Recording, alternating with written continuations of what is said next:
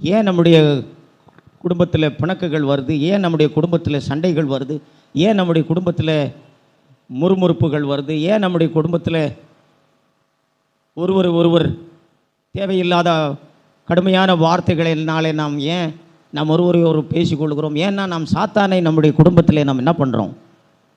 அனுமதித்து விடுகிறோம். நாம் சாத்தானை எதிர்க்கிறவர்களாக இருக்கிறதுக்கு பதிலாக சாத்தானை நம்முடைய குடும்பத்தில் என்ன பண்ணுறோம்? நாம் அனுமதிக்கிறவர்களாக இருக்கிறோம். நம் பிசாசை நாம் அனுமதிக்கக்கூடாது. நம்முடைய குடும்ப ஐக்கியத்தில் நாம் பிசாசை ஒருபோதும் என்ன பண்ணக்கூடாது? அனுமதிக்கக்கூடாது. பிசாசை நாம் எதிர்க்கிற ஒரு குடும்பமாக இருக்கணும். அப்படிப்பட்ட ஒரு குடும்பம்தான் தேவன், அந்த குடும்பத்தை தேவன் பயன்படுத்திட முடியும்.